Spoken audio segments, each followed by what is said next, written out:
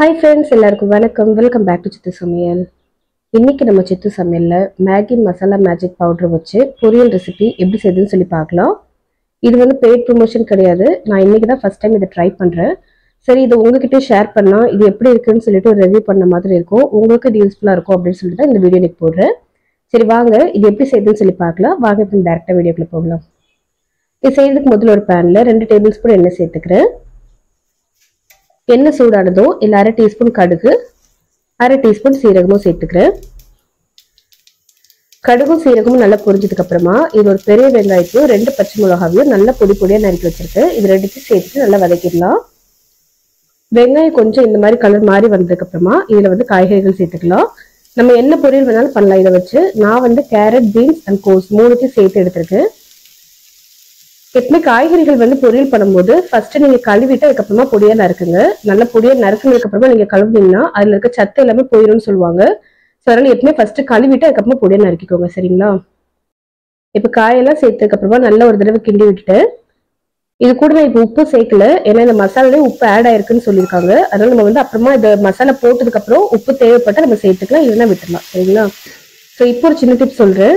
நம்ம வந்து பொரியல் பண்ணும்போது அது சீக்கிரமா வேகணும் அப்படிங்கிறதுக்காக இதுல கொஞ்சமா தண்ணி ஊத்திட்டு மூடி வச்சு வேக வச்சிங்கன்னா சீக்கிரமாவே வெந்துடும். சரி, நான் ஒரு 1/4 கிளாஸ் போல தண்ணி ஊத்தி மூடி வச்சு ஒரு 2-3 நிமிஷத்துக்கு வேக விட போறேன். பாருங்க, ஒரு 3 நிமிஷம் கழிச்சு ஓப்பன் பண்ணா இப்பவே காய்கறிகள் நல்லா வெந்துருச்சுது. இப்ப அந்த தண்ணி மட்டும் வத்துற வரைக்கும் கொஞ்ச நேரம் கிண்டி விட போறேன்.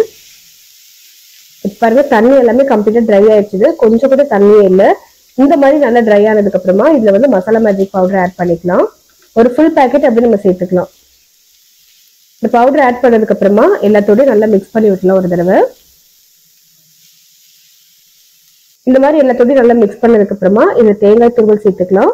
1/2 கப் அளவுக்கு தேங்காய் துருவல் நான் சேர்த்துக்கிறேன். உங்களுக்கு ரொம்ப தேங்காய் வேண்டாம் அப்படின்னு நினைச்சீங்கன்னா 1/4 கப் போல சேர்த்துக்கிட்டீங்கன்னா கூட போதும். தேங்காய் பூ சேர்த்ததுக்கு அப்புறமா ரொம்ப நேரம் வேக வைக்கணும்னு அவசியம் இல்லை. ஜஸ்ட் எல்லாத்தையும் மிக்ஸ் பண்ணி விட்டுட்டு ஸ்டவ் ஆஃப் பண்ணிடலாம். அவ்வளவுதான், நம்மளுடைய பொரியல் சூப்பரா ரெடி ஆயிடுச்சு. இப்போ வந்து டேஸ்ட் பண்ற டைம். ஸோ டேஸ்ட் பண்ணிட்டு எப்படி இருக்குன்னு நான் சொல்றேன். இது டேஸ்ட் பார்த்தீங்கன்னா அப்படியே மேகி சாப்பிட்டா எப்படி இருக்குமோ அதே மாதிரி தான் இருக்கு. மேகியோட டேஸ்ட் அப்படின்னு நமக்கு தெரியுது. பட் ரொம்ப நல்லா இருக்கு, கொஞ்சம் டிஃப்ரெண்டாகவும் இருக்கு. ஸோ நீங்க ஒருவேளை இதுக்கு முன்னாடி மேகி மசாலா மேஜிக் யூஸ் பண்ணி பொரியல் பண்ணியிருந்தீங்கன்னா எப்படி இருந்ததுன்னு சொல்லி எனக்கு கமெண்ட்ல சொல்லுங்க. அதே நேரத்தில் நீங்க என்ன வெஜிடபிள் போட்டு செஞ்சீங்க அப்படிங்கிறது எனக்கு கமெண்ட்ல சொல்லுங்க. இந்த வீடியோ நிச்சயமா உங்க எல்லாருக்குமே ரொம்ப யூஸ்ஃபுல்லா இருந்திருக்கும்னு நினைக்கிறேன். யூஸ்ஃபுல்லா இருந்தா இப்போ இந்த வீடியோக்கு ஒரு லைக் பண்ணிட்டு இன்னும் நீங்க சித்து சமையல் சப்ஸ்கிரைப் பண்ணாம இருந்தீங்கன்னா இப்பமே சப்ஸ்கிரைப் பண்ணிக்கோங்க.